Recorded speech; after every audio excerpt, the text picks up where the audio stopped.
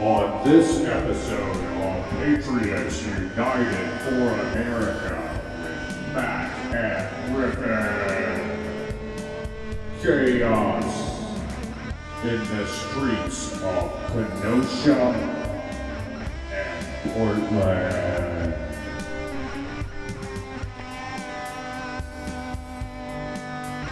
And this is another episode of Patriots United for America with Mac and Griffin. And we're starting out after a horrific, very fatiguing couple of weeks to be an American. But let's start off like we always do and get the man on the ground report from Griffin on what is going on with being a college student in America, trying to go to the University of Georgia. And are you still in Athens? I'm still in Athens as we speak. However, it is spreading like absolute wildfire. In fact, I was told by a teacher today to not come to campus.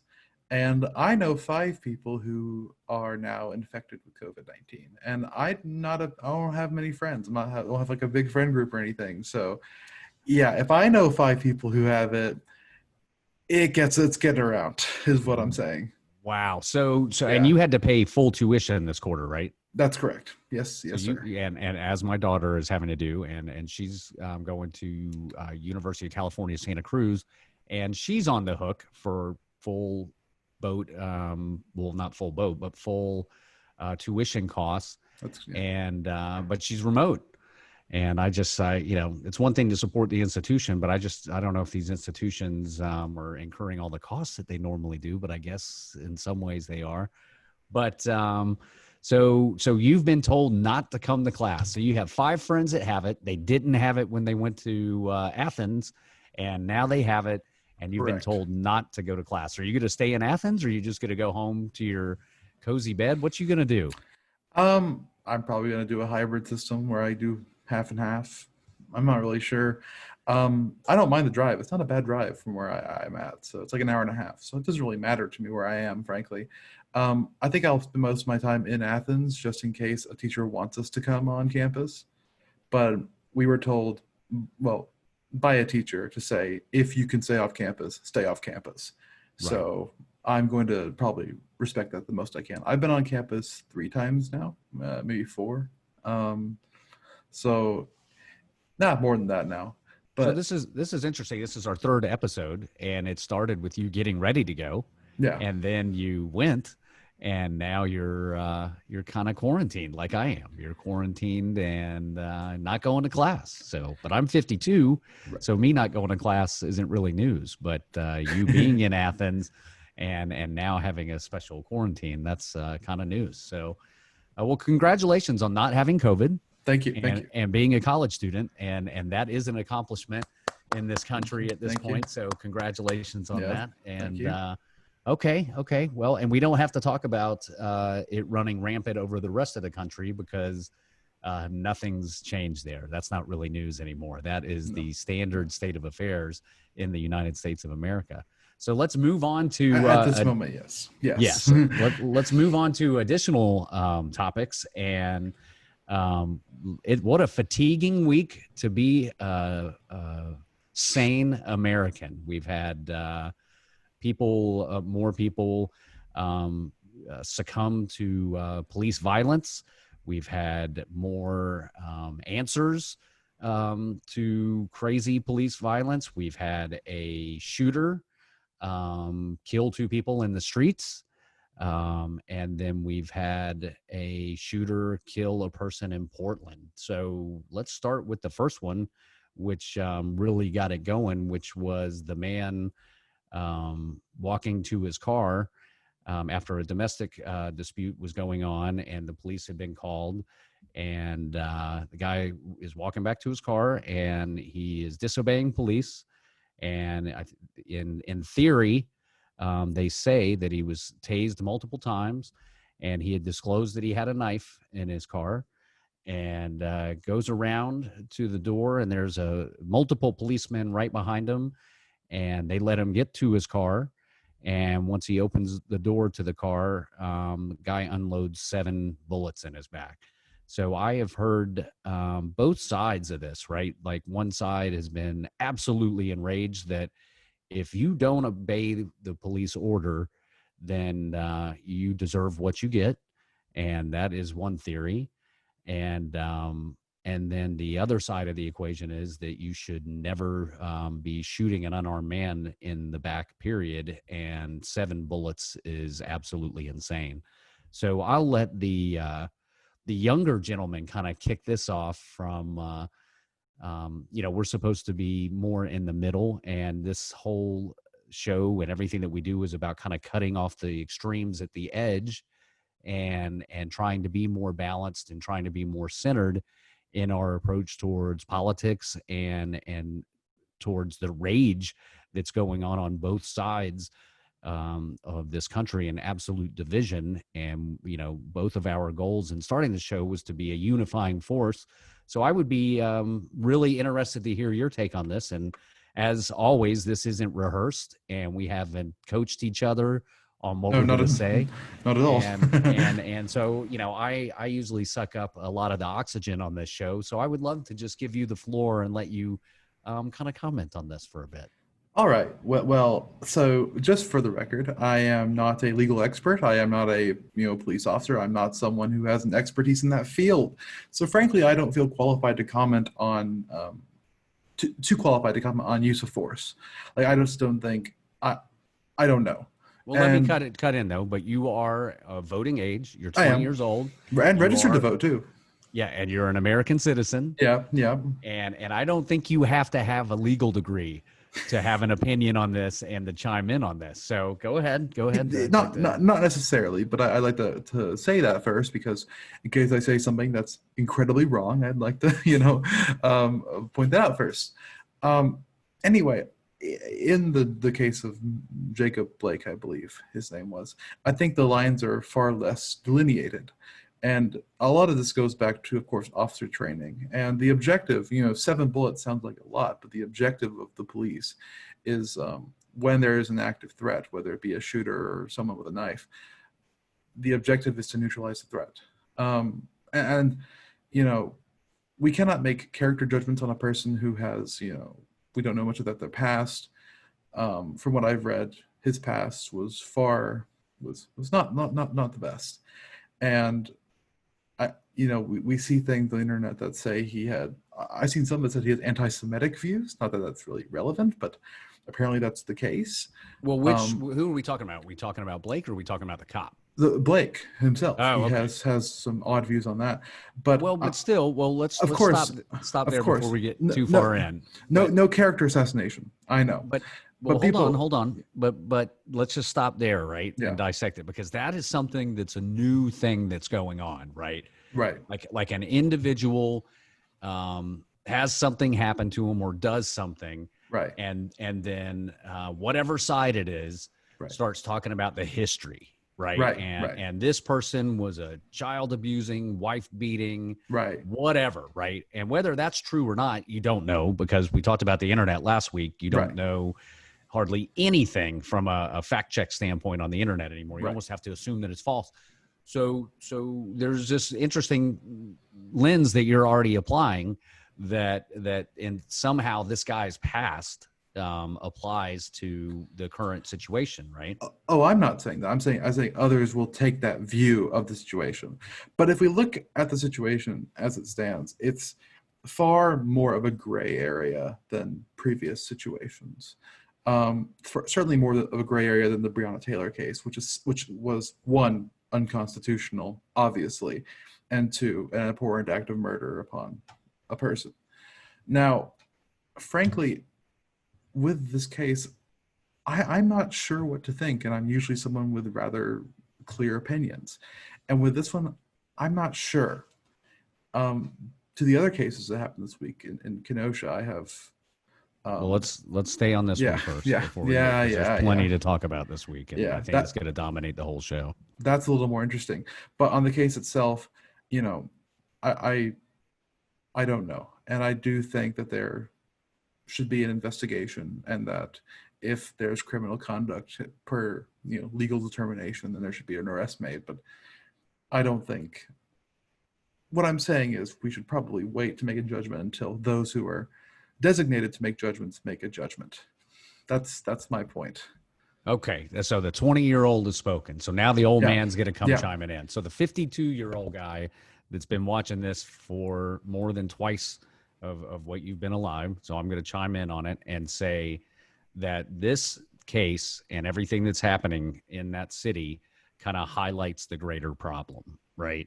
And one of the things that I've said all along is that there's a fundamental problem with policing in the United States. Now, that doesn't mean that there's a fundamental problem with the police in the United States, Right. but there and the new movement and slogan around defund the police is the worst slogan that you could possibly have, because that plays right into the extremist right in this country that says, no, you got to give them more, and you got to militarize, and you got to give it all this stuff. And what really the slogan should be is demilitarize the police, get rid of the tanks, get rid of a lot of this stuff, and highly fund and increase the fund for the actual policemen and women that are in these positions, because we have a problem where it is not a normal career choice for balanced and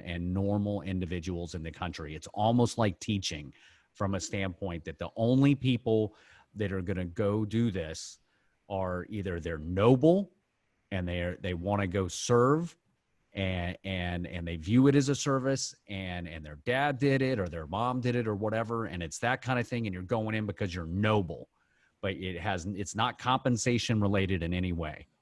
And then there's another category, which is it's kind of the power hungry, and you can see that in a lot of this. And if you've dealt with police as much as I have in my life, I've met a lot of power hungry people that you give them a gun and a badge, and it's reinforcing the wrong kind of behavior with this mentality and type of person.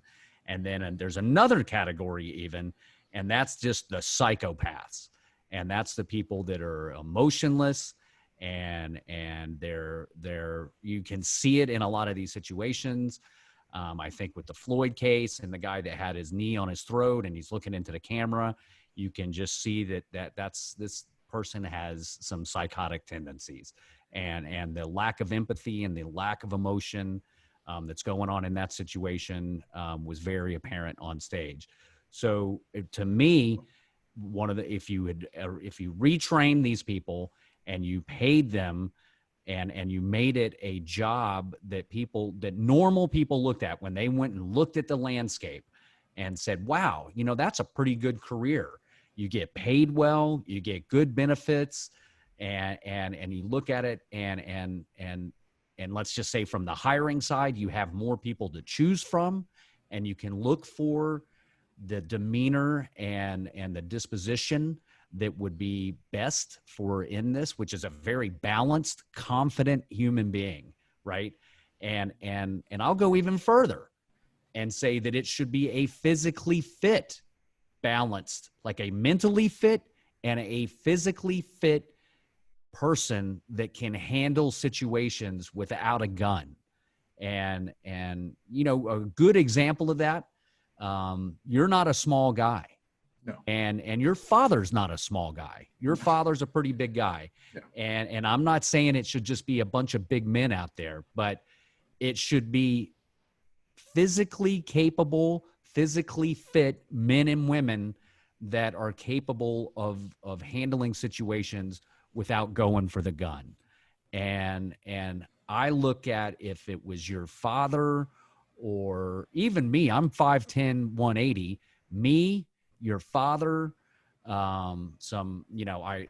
a lot of very fit, strong women that could have handled it different, that when the guy got around the front of the car, he wasn't armed at that point. He had not made it to a knife yet or anything that would be a threat.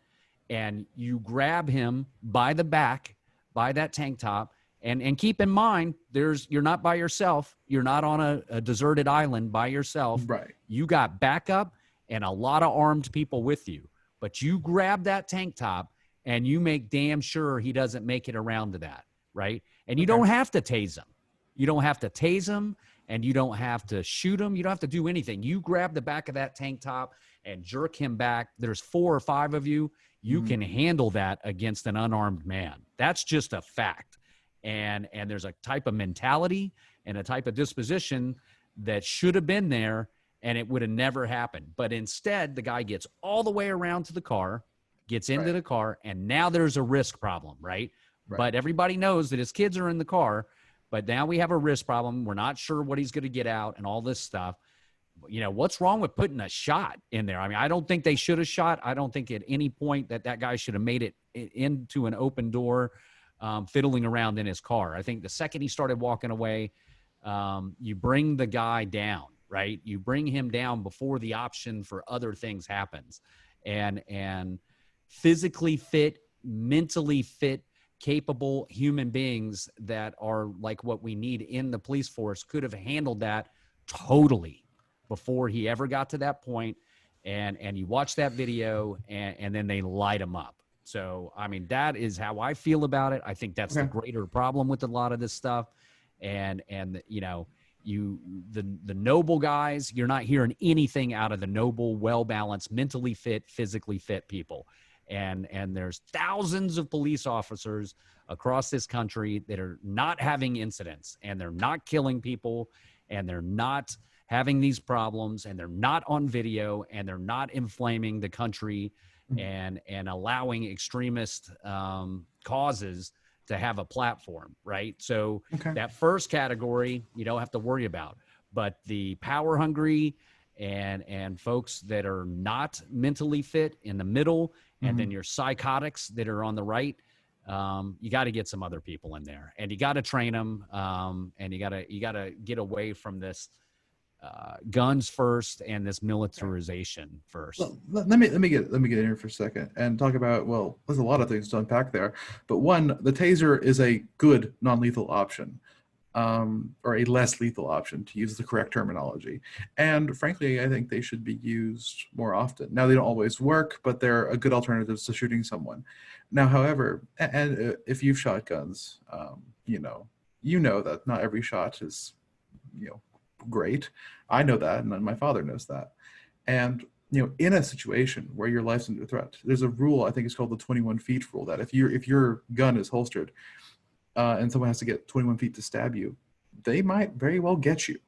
And like I said, at the point where someone has a knife, the objective isn't humanitarian. The objective is neutralization. As unfortunate as that is, it is the case in other countries as well. And knives are deadly weapons. The deadliest terrorist attack in the People's Republic of China was done by knife-wielding Uyghur terrorists. So it's not, a knife isn't something to scoff at. Now, back to the point of militarization, I agree with you on the training. I think that's certainly true. And the 3 categories you mentioned, I think, are reasonable. Now, we do need to pay police officers more. When the starting salary is around $40,000, you are not going to attract the most qualified and most sane people, of course. And I absolutely agree that rather than defunding the police, we should reallocate funds from the police. But I don't think police forces having an M113 armored personnel carrier, aka a tank, is particularly a problem. I mean, of course, it's bad aesthetically. It's kind of looks authoritarian. But, frankly, with the amount of riot situations that we've had, they're useful vehicles. And the DoD gives them very cheap to whoever wants them because they're basically military surplus. And I don't think the possession of those vehicles are a problem. And back in the 1990s, there was a situation in, I think it was Los Angeles, where people were robbing a bank with fully automatic firearms, and I think a Type 56 and a G3. And the police were only armed with, this is before they carried patrol rifles like AR-15s in the back of their cars. The police were only armed with 38 revolvers, and they could not go through the body armor of these guys. And many police officers were killed. So I understand why officers carry AR-15s. I understand why they are, quote unquote, militarized, because in this country, there are threats of people who have very high-end, very dangerous firearms. And if you were a police officer, you would want the equipment necessary to go in and to neutralize a threat if there were one.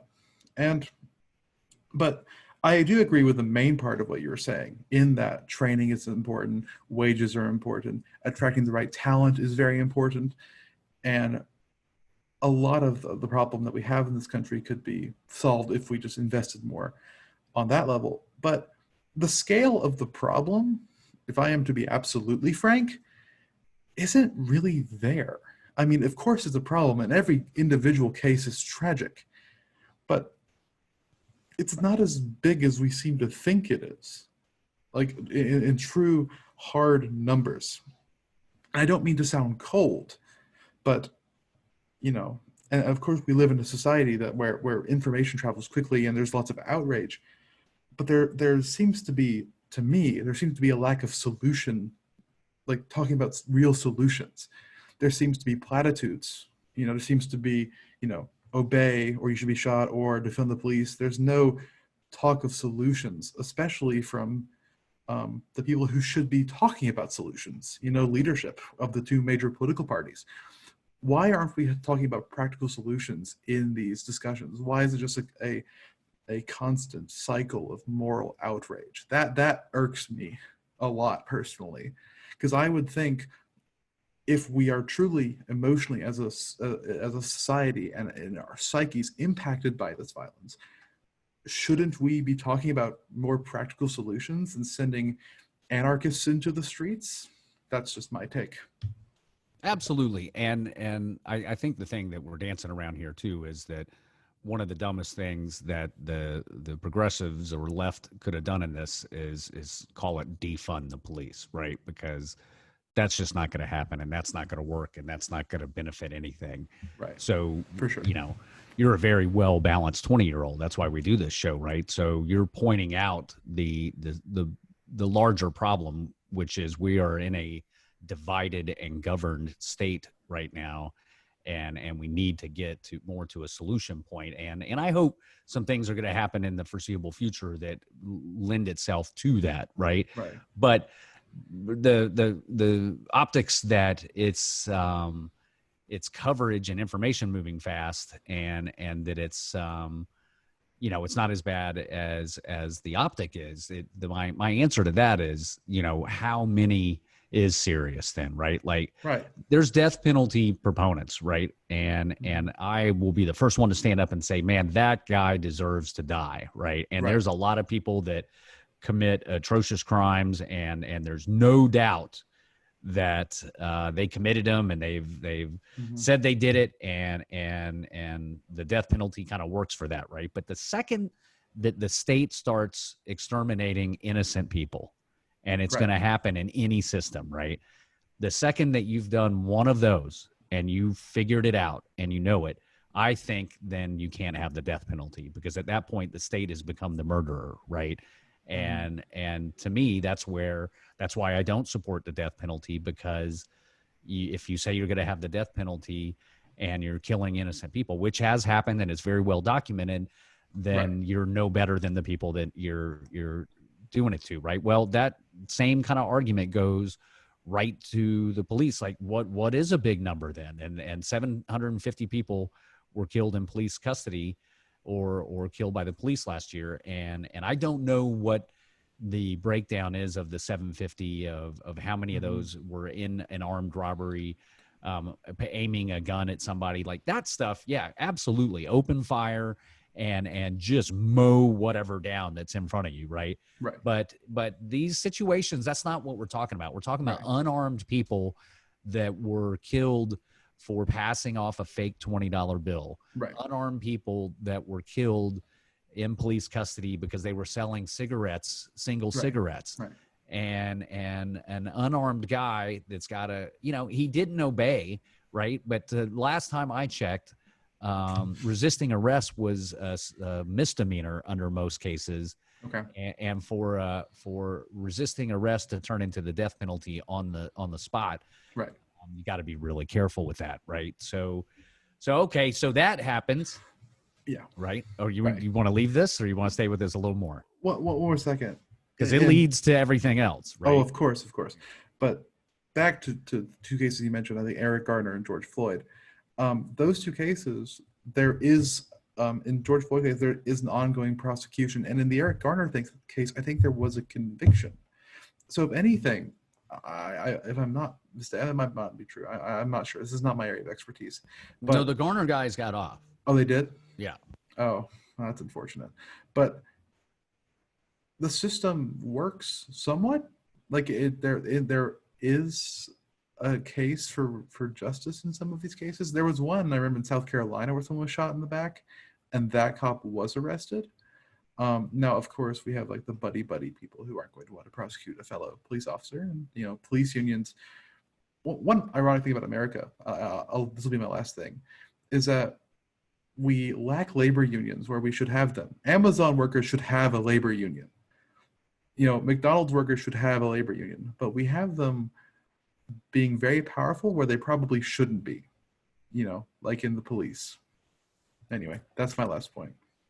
Yeah, I mean, that could be a big part of the problem with it. But again, I think, funding the policemen and women and worrying less about personnel carriers and tanks and all that stuff and getting the right people in there. Because if you fail in your HR duties in staffing it the right way, then giving them AR-15s and tanks is not going to help the situation. Right. It's just going to make things a lot worse, right? So, but okay, so then that happens, and then there's protests in the street, and there's a history here, right? This sheriff of this town is a racist, almost Nazi-talking individual, where he's been caught on video. He gave a press conference where he said, let's not make too many National Socialism comparisons. This is where I get these are the bad Weimar takes I'm talking about.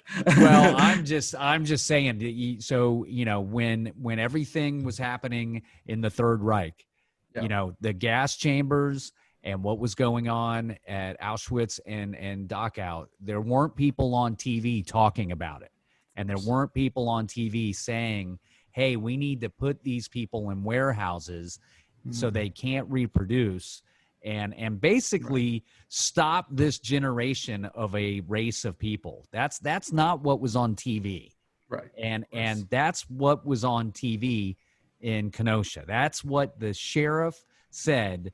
And I don't know if you've seen it. I don't know if you've seen the video. And it's not recent. It's a couple of years old. But I was so horrified when I saw it. I said, if I can't relate, but if I was in that city and I was black, I would feel like not only did I not have any rights, but that I should be scared, just absolutely scared, almost like, fearing, to do anything, and that you don't have any rights and you don't have constitutional rights toward due process and anything. Have you seen the interview I'm talking about with the sheriff? I actually read an article about it. I did not watch. Oh, you got to see the interview where he's talking. These kids, they'd be one thing if they were pedophiles that were burning children for sacrifice to Satan. These kids were shoplifters. They had shoplifted. Okay, it was 5 kids that were being held for shoplifting. I mean, that's unbelievable. That's what got this sheriff to say that these people needed to be warehoused. Not even people committing crimes, just all of these people. You got to see the video. So, we'll get to that point. But anyway, so that's what happened. Set the stage in this city. People there is a race problem with this police force. Right. And then the shooting 7 times in the back of an unarmed man in front of his kids. Right. And then that leads to a night of curfews being broken, right? Mm-hmm. Curfews being broken in the street. And then we got a 17-year-old with an AR-15 and he's interviewed and he says, I'm here. My job, the guy literally says, my job is to protect the people and to protect this building. Right. And I'm also a medic. And while they're interviewing, they're like, hey, we need a medic over here. And the 17-year-old kid's literally like, I'm a medic, and goes running. He's not a medic. He's not a medic. He's not a cop. And it's not his job. None of this stuff is his job. LARPing, if you will, if anyone knows that term. I mean, it's ridiculous. Yeah. So, I mean, we both believe in the Second Amendment. We both believe in guns, and we both Right. believe in rational laws toward guns. But, you know, that's unbelievable. And then we have a tank pulls up Right. and throws them water and says, we appreciate that you're here. And it's after a curfew.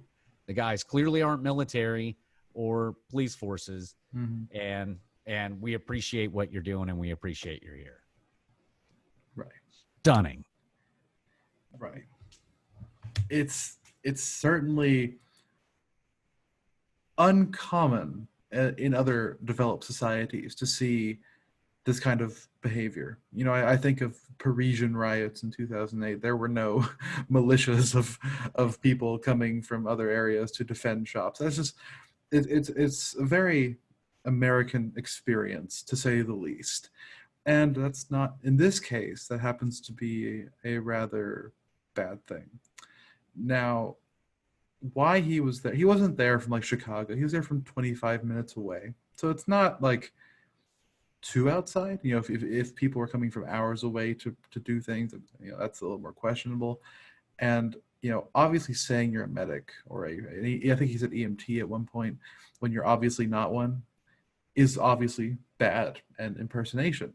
However, if I'm not mistaken, he had some equipment and training with him. So that's, I guess, something's better than nothing. I'd probably just say I can help if I can try to help. I don't know.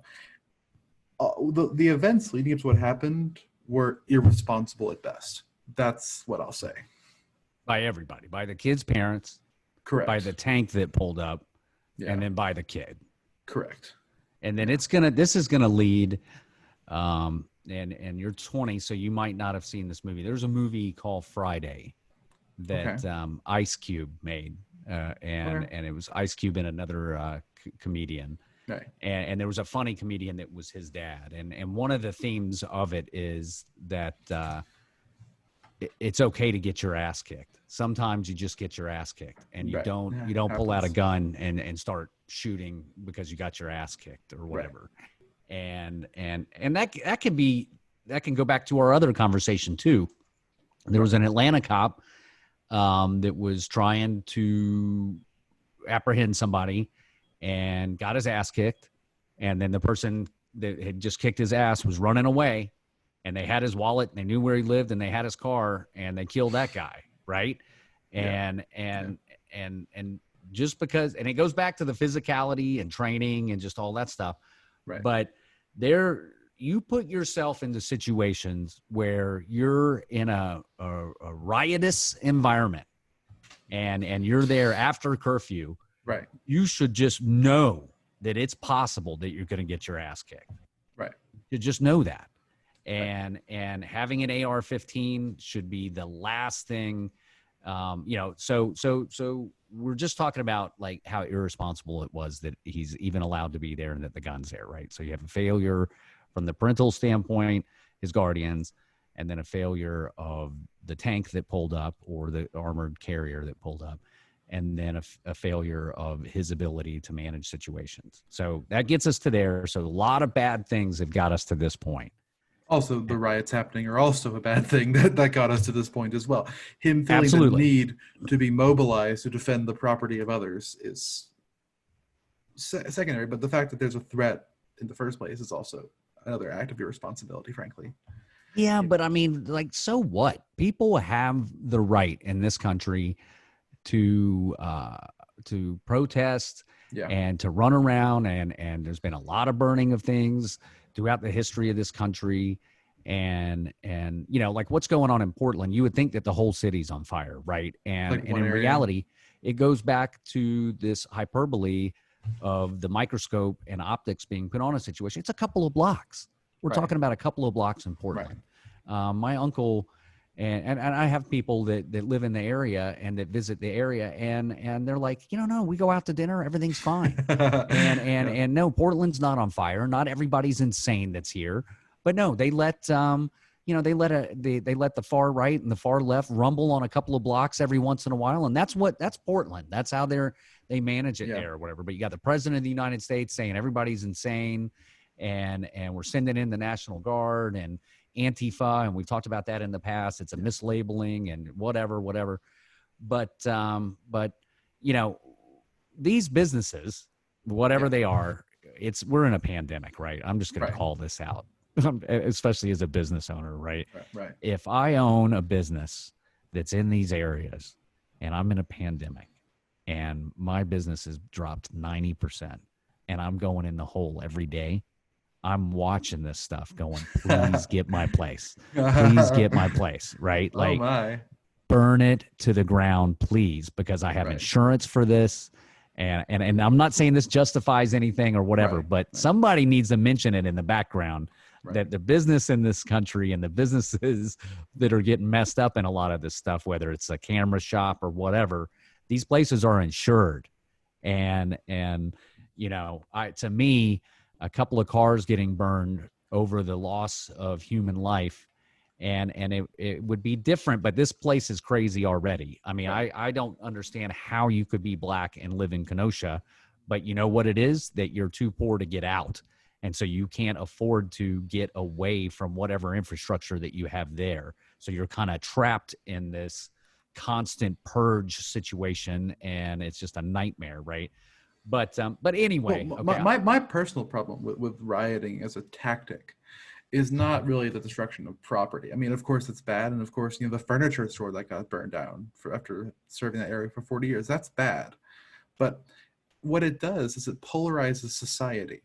It means that the left, who now present themselves as wanting to change police policy, are now met by a reactionary force that says, you are causing disorder, you are causing the problems, and it destroys any chance for rational conversation. It destroys the chance that we have for dialogue to actually get policies done. So that's my issue with rioting.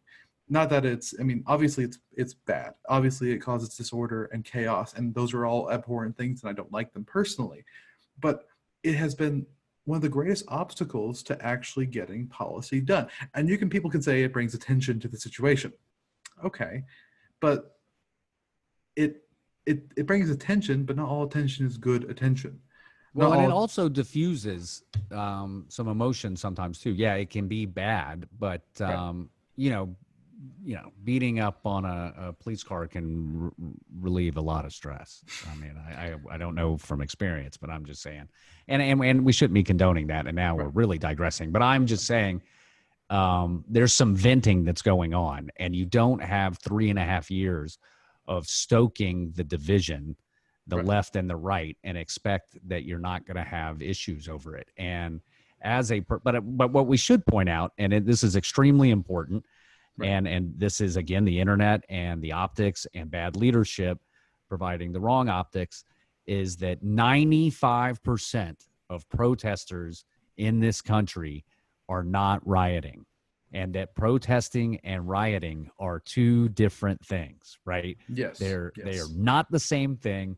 And the right to protest is being carried out on the streets of Washington, D.C., and the streets of every city in this country, small and large. And 95% of the people or more are not burning things down, and they're not looting. But if you listen to the right or the alt-right or whatever you want to call it, it's everybody. And it's a big problem, and it's a massive problem. And if you're at a Black Lives Matter march, you know, you got Antifa leanings and you support, you know, the looting and rioting and things like that. And that's just not true. That's just not true at all. Yeah. It's certainly a misrepresentation of it, but you know, there's a very powerful Donald Trump ad. It's, you know, Joe Biden defunds the police and this old white woman can't get assistance at her home. Have you seen that ad? It's kind of been everywhere. It's horrible. It's horrible. It's horrible, but it's effective. And obviously, you know, politicians. Well, is it though? Is it effective to somebody that wasn't going to vote for Trump? I think it might be, especially to people who, people like myself, frankly, who are interested in their own personal security, who don't like the idea of instability and chaos, who see what's going on, and you said in parts of these cities, and of course it's exaggerated, and of course it's hyped up by the media, but just the fact that in this country, this very developed, very should be very stable, we've had the same government for so long. Some countries can't go, 5 years with the same government, but we've had the same system, the same, you know, I guess political system and culture for so long, and now we see this kind of instability, and people naturally react against it, and they react against this kind of identity politics, obviously, but also even more so the radicalization of the left, in not towards economic issues. It's not people advocating for Medicare for all that are rioting in the streets. It's people who are advocating for radical social views, and this is why it doesn't work on me. I'm not someone who's going to vote for either major candidate. I think they're both horrible. But I think it could get people mobilized who might have been iffy on Trump, more moderate people that are in this hypothetical middle. Well, I think, this is one of the reasons that we do the show, right? And people that have listened to the show would say, yeah, Griffin seems like a balanced guy, and he's not insane, and it's, he's toward the center, and he's very intelligent. And I think and you're 20, you still got a long way to go, but you're a really smart 20-year-old, right? Thank you. That's why I respect you enough to do a show with you, right? And I think it's good to have the old guy and the young guy and contrasting and things like that. But it's remarkable to hear you say that, even to a certain extent that, you feel that the chaos is out of hand, and that it makes you feel, that it could work for you and make you feel a little more comfortable. That not that you're running around afraid, right, but you're concerned.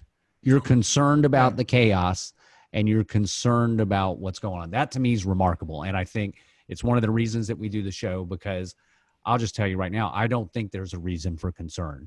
I think that 99.9% of the people in this country have nothing to worry about. I think if you are in your house and you're watching Fox or CNN, or God forbid, some kind of art that's beautiful and enriching for you, that you have nothing to worry about. Right. But if you're in downtown Portland at 3 a.m. running around doing stupid stuff, that, you could, and you should be allowed to do that, and you should be able to go anywhere you want to in this country at any time of day and be great. But let's just be real. That's not the case. And there's areas that you don't go at 3 o'clock in the morning. I would say once you got past 11 o'clock, that the probability of issues in urban areas starts climbing exponentially, and not that, but it's crazy. I mean, you have nothing to worry about. You're not. It's not about me. Of course, I stay home. I play the new Microsoft Flight Simulator, and I do my homework. I have nothing to worry about myself. But we are not paid by Microsoft, and we are not endorsing that product. I am. I think it's a great flight simulator, and if you get it, you should fly it. It's great. Fly the A320 Neos. Anyway, what I will say is that I'm worried about the precedent that it sets for political violence in the country. Because once that cat is out of the metaphorical bag, the fact that political violence is a demonstrable way to get what your side wants, it's only going to escalate. That's what I'm worried about. It's not that I feel like, I don't do much, but I am worried. I read a lot. I do other things. But I don't go out and protest, and I'm not worried about myself. But I am worried about where this will set the country to go in the future, because I do think that if you see political violence increasing, it's not a good start for the 2020s.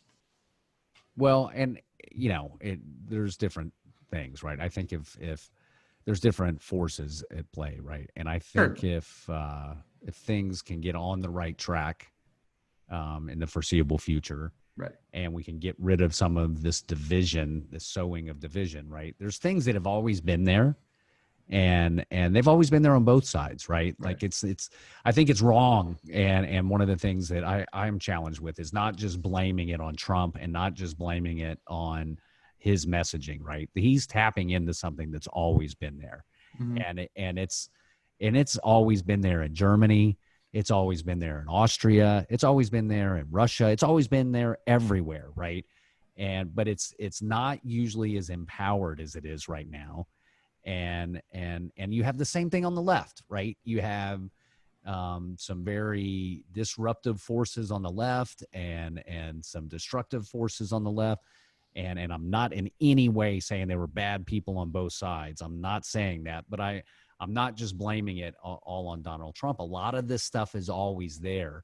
And when your main objective is to divide and govern, which is what we've been subjected to Right. well before Trump too, Right, of course, yes. And you know, Obama tapped into a nerve that got a lot of what got Trump elected organized and had more money raised in opposition than any president that I know of in my lifetime. Right. But I just really feel like if we can get back on the right track and stop with this divisive things, because Bannon's whole thing is, you know, you tap right into that and you motivate that base and you get 95% of those people to the polls and you're going to win. And you're going to win because in his mind, the 20-year-olds are lazy, the minorities are lazy, and you have all these lazy factions that they're not going to get motivated and get 95% to the polls. So if the 35 to 40% of the people that are in that base get highly motivated and 95% show up, you can get a pedophile into office. And they almost did it in Alabama with Roy Moore. Oh, gosh. It took every single black woman. It took every single black man. It took every single minority of any type and educated white men and educated white women. It took every single one of them to make sure that Roy Moore didn't get in there. And it was close, right? It was within like a hair from the known guy. And that's not smear politics. When the mall cops got you on a list and they're looking for you, that's not smear politics, guys. I'm not on a list. You're not on a list. I'm just saying, like, when the mall cops got you on a list, man, that to me was all I needed to hear. But okay, we still got to play this forward, right? Yeah. So I've seen the videos. You've seen the videos. The first shot and the first kill is not covered as clear as the second kill. Right. And the guy that lost his arm. But again, if you got a tough individual and he's standing around protecting that building, that guy that got killed, he's not an MMA either light heavyweight or heavyweight contender. This guy was not a world-class fighter. And if you put yourself in harm's way and he beat you up, then that is what it is. And going back to that movie Friday that I was talking about, you take your butt whipping and you go on to live another day. And there's people in this country that are saying that kid was defending himself when he shot that guy and he had every right to do it. And we've already discussed that a lot of bad things put him in that position, and all those things count, right? Like earlier in the episode, we were talking about people's backgrounds being brought up and smearing people that are victims of whatever. And like George Floyd, they said, 20 years ago, he slapped somebody, or 20 years ago, he ran a red light, or whatever. That has nothing to do with the crime that was just committed against him. Unless they have, they know that he's a serial killer and they're just trying to play judge and jury on the spot, which still isn't constitutional, right? Right. But that's not the case with this one. And I think he should definitely, the first one definitely, I think is murder, and I think he should be prosecuted for it. What about the gentleman who drew the pistol upon him? What do you think about that one? But that's not the guy that got killed. The guy that got killed, the first one did not draw a pistol on him. He was just trying to get his gun from him. And the kid had been pointing the gun, standing there, pointing the gun at people. Right. And you know what? I always say, what would I do in that situation, right? And I would have befriended the guy and took his gun.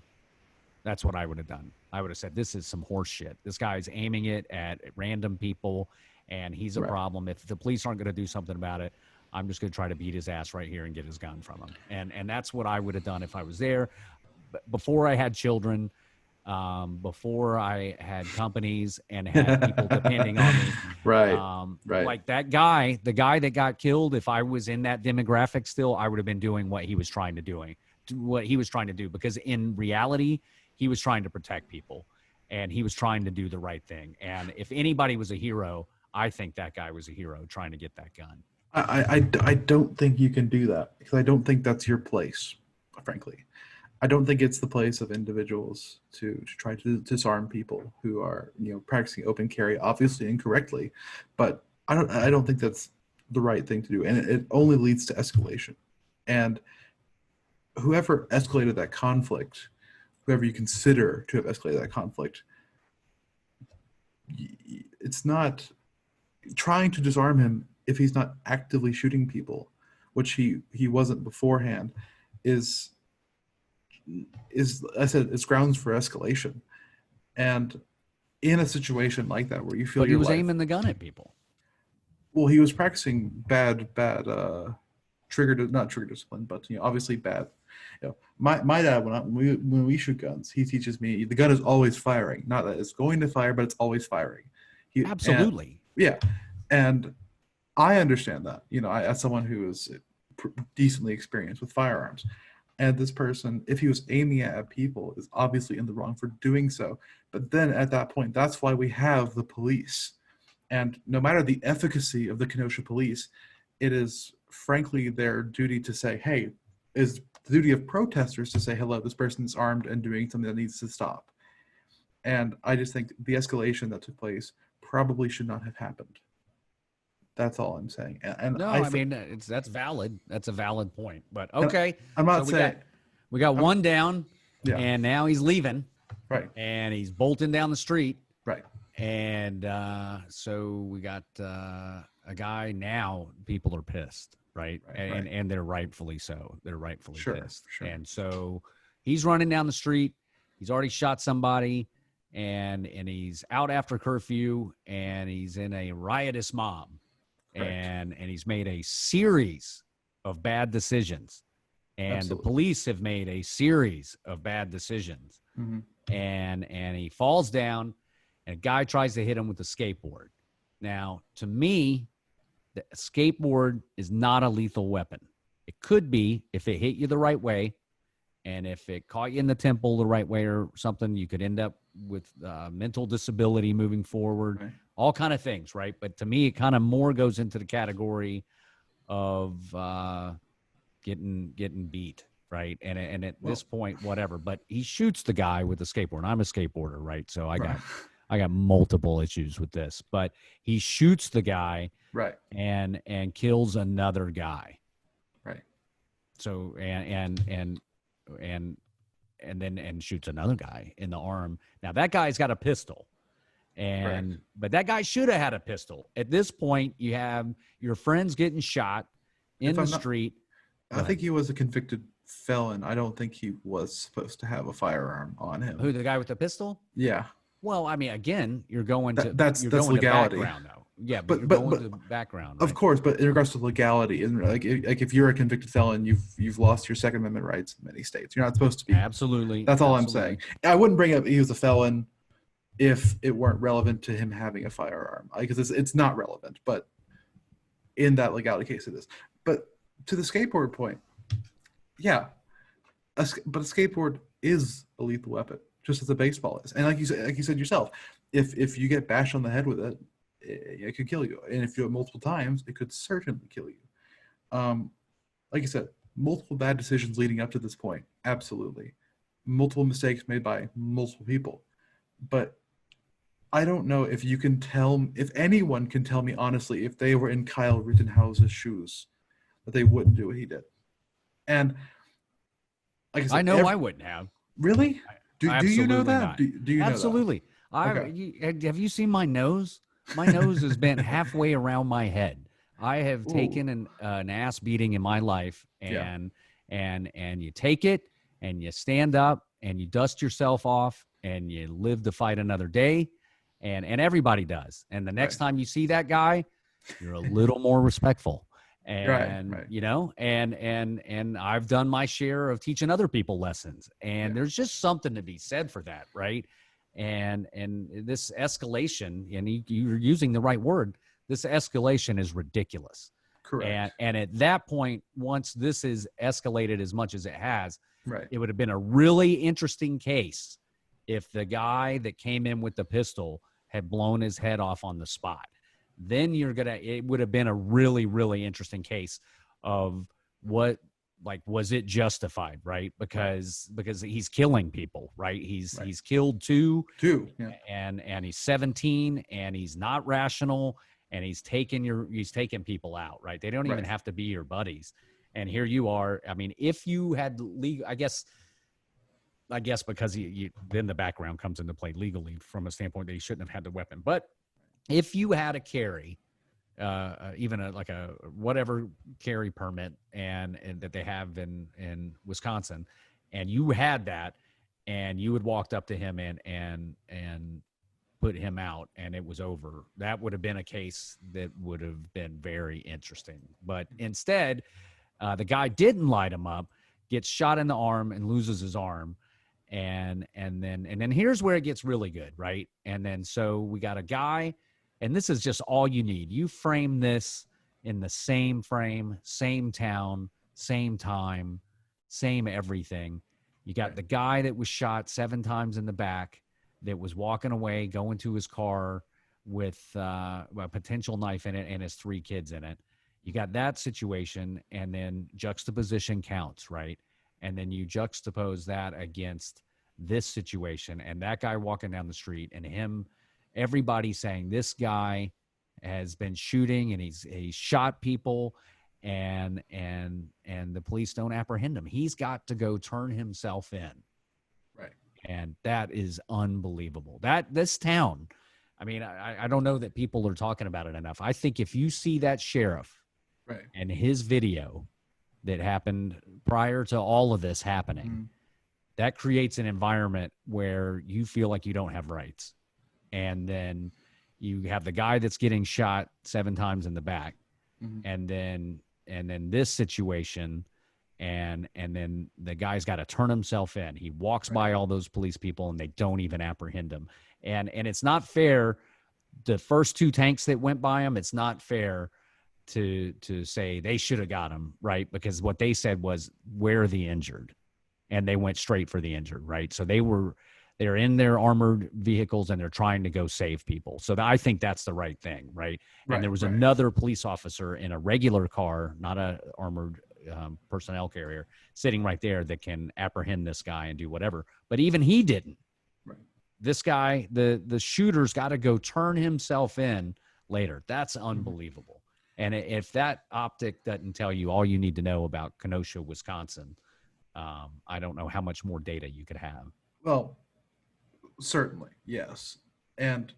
But I wonder, I'm not saying this is the case, but I wonder if anything to do with like police resources being like very stressed out, or like, the jails being full. I wonder if that's why they didn't immediately apprehend him. Probably not, just a theory.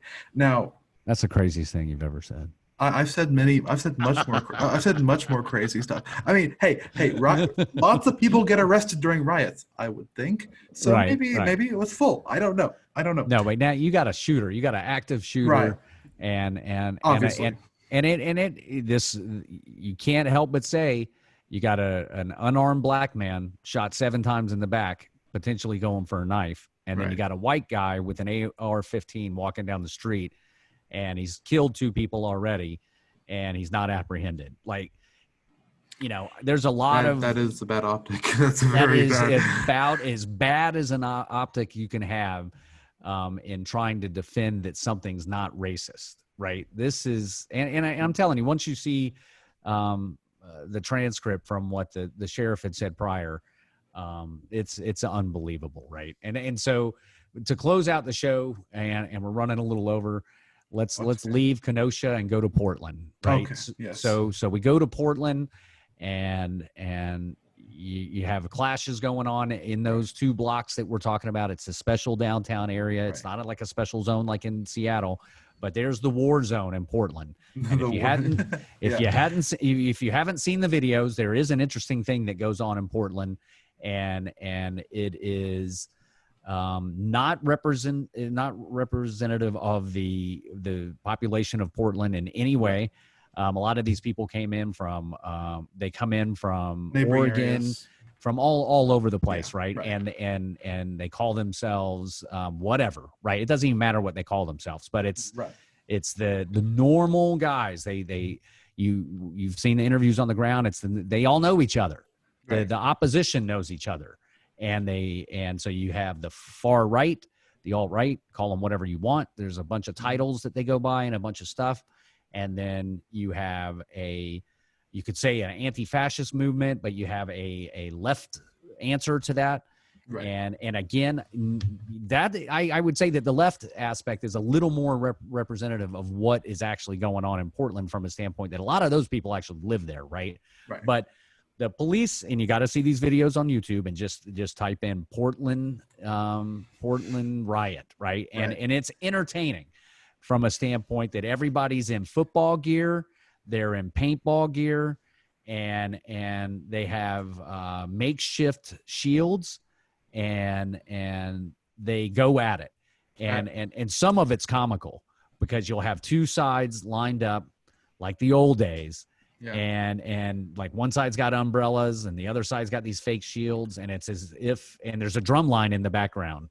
It's like Greek phalanxes, but like modern. And I kid you not, there'll be a drum line in the background, and it's as if somebody says, go, and bear spray and mace just shoots from both sides. And then they run toward each other, and then they beat each other with batons. And that is going on any given Sunday in this little area in downtown Portland. And the police have basically said, you morons, get to it, you have at it, do whatever. And then they let them fight for a while, and they come in and break it up, whatever. So that's going on all the time in Portland. And the optic of the internet and all this is making it seem like it's gigantic and there's huge things going on. But that's going on. You have like almost these skirmishes that are happening all the time. Why would you let that happen? Why? What's the accomplishment of letting it happen? I don't quite understand the logic behind letting it happen. But well, I mean, they just fight it out. Okay, you let them fight it out, then everybody goes home another day. They're not shooting each other. They're not shooting each other. Well, some people are getting broken arms and hit with paintballs and stuff, but they're not shooting each other with real ammo. Well, that happened though, right? So we're going to talk about a different thing now. Yeah. So then a different thing happened. So then there's a Trump rally, right? There's a Trump rally. Trump's not there, but Trump supporters are having a rally, and they plot a route that goes around this little war zone in Portland. Okay. Right. They plot the route around it, right? Mm-hmm. And so this is a very, very important part of this that the press isn't talking about. 90% of the people in that Trump caravan stuck to the route. And you can say they're bad people, they like Trump, so they must be idiots, or say whatever you want to say. But most of those people stayed on the route and completed their stuff. But a bad faction within this decided to deviate and go through this hot area of Portland. And that's where this trouble comes from. But it needs to be said, and just as it needs to be said with the Black Lives Matter movement and all the people that are doing the protesting, that are not looting and that are not shooting people and they're not causing problems, it's you got to say it if you're going to be balanced in any way. Most of the people in this Trump caravan of whatever you want to call it stuck to the route, and they didn't cause problems. But the problematic element breaks off. They go through this area, and if you look at these videos, you got guys macing people in trucks, and then those guys shooting paintballs back at people that don't have paintball gear on. Right. And that would hurt. That's not well, nice. The thing about paintballs, right, is if you don't have goggles on, you lose an eye really easy. Right. To me, there's not much worse if you're going to live than losing eyes, right? And that's, so you kind of had what is normally this skirmish that happens in Portland mobile, and and that causes additional problems, right? So you got this mobile thing going on. The people weren't prepared for this deviated Trump thing that rolled through downtown, so they didn't have their gear on. Right. They didn't have their stuff and their fake or trash can lids and and all these shields and Right. stuff. And they ran into this faction, and I don't know if you've seen the video, but the guy was around the whole time. The guy that ended up Right. shooting the man, he was around the whole time. Right. And he got, the guy that he shot was macing him as he shot him. Oh gosh. Right? That Oh, makes it my. even more complicated, right? Yeah. So the guy says something and he's like, I'm right here. And the guy starts shooting some mace, and then the guy pulls out a gun and shoots him dead. Oh gosh. That's Portland in a nutshell for you. That's well, one, that's insanity. That's happening in the world's richest country, one of the world's developed countries. You're having this kind of political violence. But back to the case itself, I find it rather interesting that we're saying that we're causing trouble by going in a certain area. I mean, principally, you should have the freedom to move wherever you would like, and Absolutely. obviously, de facto, there is a reality in which you don't go certain places during Absolutely. certain times. And I understand that and saying that's reasonable. And like you said, most people stuck to the route. And had he stuck to the route, he'd be alive today. Absolutely. However, don't victim blame. Let's not do too much victim blaming, because the escalation of force there, like the Kyle Rittenhouse case, is very debatable and legally we'll see how the legal system prosecutes it. But they're very similar in a way. They're both very similar because one is both were confronted with a non-lethal form of violence and then escalated to lethal violence, right? And it'll be interesting to see from a legal perspective what that means for self-defense cases in the future. That's the main takeaway from this. If someone were macing me and I had a gun, would I shoot them? I hope not. I don't think I would. But yeah, it doesn't beget that. It's not. It's a pain, and you shouldn't be subjected to it. Right. But I don't think the guy should have shot him. But I understand why he shot him. But I don't think he should have shot him. I agree. But like I said, what matters is the legality of it. So I think it'll be very interesting to see where these two cases, the Rittenhouse and then this person being shot, where they go, because it will set a very important precedent, even though they were a legal precedent, even though the murders were both all of them were very polarizing politically. Yeah, I mean, I am more sympathetic of the second guy. He wasn't 17 years old, right? But he had been running around looking for trouble, and right. and again, I don't think somebody shoots you with mace that you shoot them, right? And I guess it goes back to like gun ownership, responsible right. gun ownership, and even what your dad said, right? Like the gun's always firing, act like right. it's always firing. I mean, I would never engage that until I absolutely had the intention of killing somebody. Correct. And I'm not getting to that point unless it's, I'm truly like, it's my last couple of breaths and I feel like I'm about to lose my life, right? Not mace, not a skateboard, not a lot of different things, right? And this is where self-defense law becomes key. Because in some areas have like the castle doctrine, where if you come into my house, I can shoot you no matter what. If I feel you're an active threat in my house, I can shoot you. Absolutely, and you should shoot somebody. Sure. I think somebody comes in your house, they should get lit up. That should happen. What I'm saying, and I agree, but what I'm saying is that what we're seeing now is like the politicization of self-defense law, right? Because you had people on the right who weren't thinking about this from a self-defense perspective and were thinking about it from a political perspective, where they wanted Rittenhouse freed no matter what. And they're donating massive amounts of money to his campaign, despite the fact that I think GoFundMe banned the GoFundMe for it. I think you will see a decently similar thing up on the left, where they will be disregarding the law and thinking about the morality of the situation. And if we start disregarding the law, that's a very, I hate to use the words, but slippery slope into something that we do not want in this country, which is increased political violence. And that's the main takeaway that I have from all of the recent events in the past week has been political violence seems like it's going to be a part of our reality, which is very disheartening at best, because it shows a failure of democracy. Well, I tell you how you deal with both of these, and both of these are prosecuted as murder. I don't think either one of the situations were life threatening, and it goes back to the police, and it's a consistent view that I have about all of this stuff. Right? I don't think that the police should be killing all these people either, because I don't think they're being a lot of the cases that we're talking about, their lives aren't in danger. And I get what you're talking about, that things can escalate quickly and it can get to that point. But like the guy in Atlanta that, was at the Wendy's and they shot him running away when they had his wallet in his car. No, right. I don't. I think that's murder. I know both strangulation cases that we talked about earlier. I know that's murder.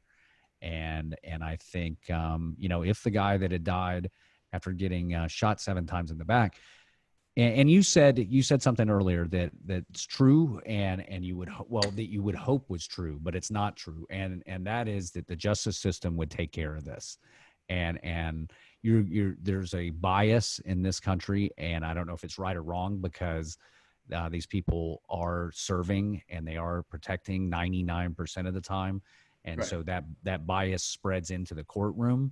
Right. And getting a jury to convict a policeman in this country is extremely hard to do, and and cops get off all the time if there's not like video, body cameras, and stuff like that. And that it's not naive.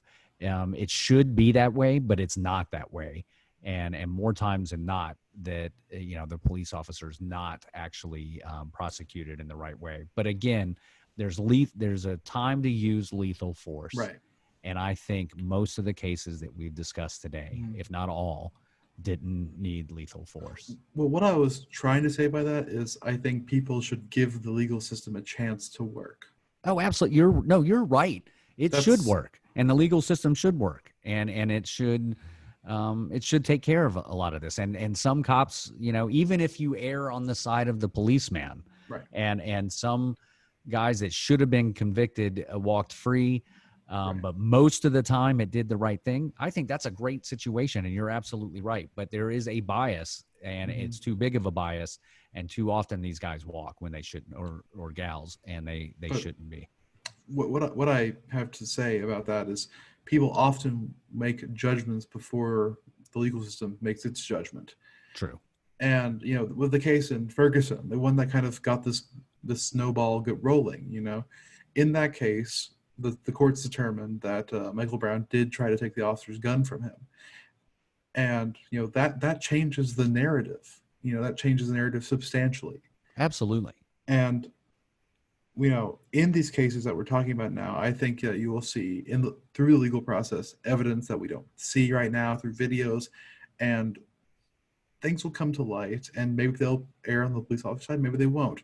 Now, this, of course, is all in the perfect society we all dream of in our heads, where we had a fair and equal justice system, and I certainly agree. I hope that we can recognize that truly the biggest bias in this country is against poor people.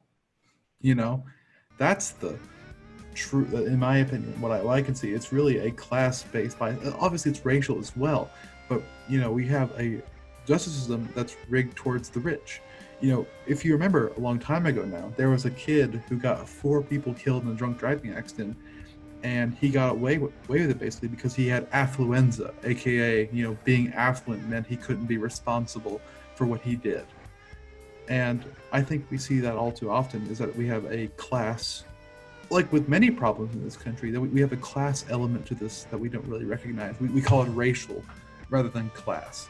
And I think that would be more interesting to look into, as from a research perspective, is how much prosecution changes from a class-based perspective.